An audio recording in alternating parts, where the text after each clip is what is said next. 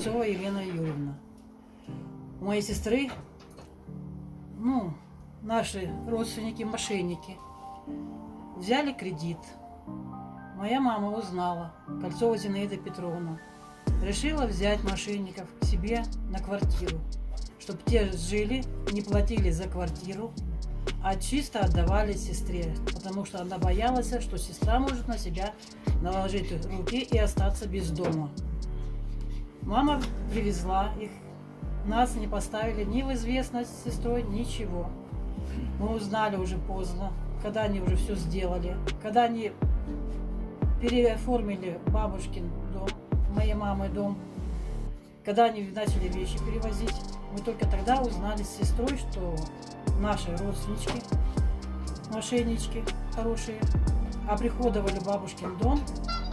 И получается, когда мама у нас узнала об этом всем, ей стало плохо. Они начали после оформления дома, как мама мне сказала, травить ее.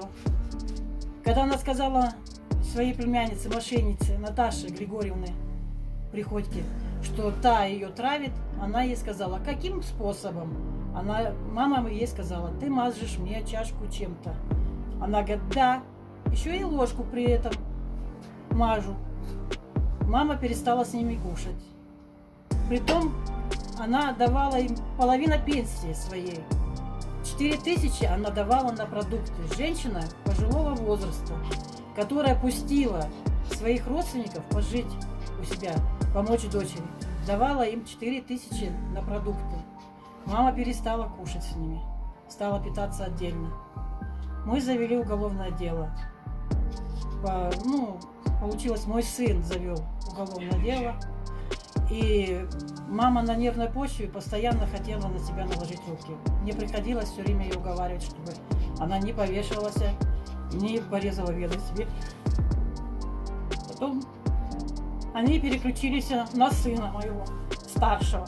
Начали угрожать ему, что мы за 500 сомов там найдем ребят, они с тобой такое сделают.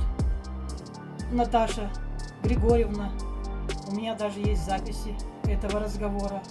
Потом приехал Виктор. Они стали переключаться на меня и на младшего сына моего. Что бы у них ни произошло в доме, они всегда говорили, что это сделал мой сын младший. Потом переключились автоматически на меня. Я купила в 98 году у их матери, Кузнецовой Юлии Ивановны, дом. Заплатила 10 тысяч сомов. В то время это были очень большие деньги для меня. Я воспитывала одна детей, двоих. Мама возила деньги. По доброте душевной, то, что Кузнецова Юлия Ивановна считалась моей тетей, мама была ей сестрою, и она не взяла у нее расписку, ни одну, сколько я не просила, что мама, она мне всегда говорила, Лен, это же родственники, надо верить. Вот мы доверились. Я осталась без квартиры, меня выгнали с моей квартиры, в которой я прожила 22 года. Платила за свет я, коммунальные услуги я платила, под своей фамилией, не под Кузнецовой я платила. В этом году у меня мама умерла, потому что ее обладало то, что внутри она подставила меня.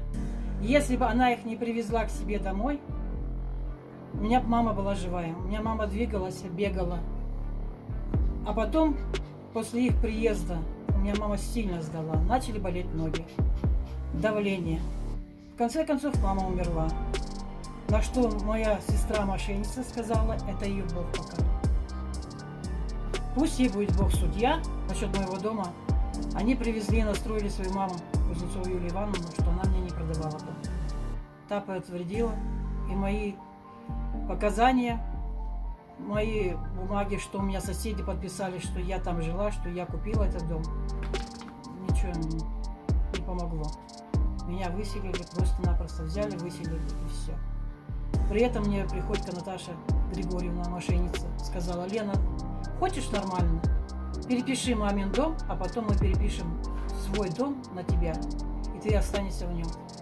Меня мама очень просила не переписывать дом, потому что она хотела умереть в этом доме, она умерла в этом доме. Я сейчас живу пока мамина.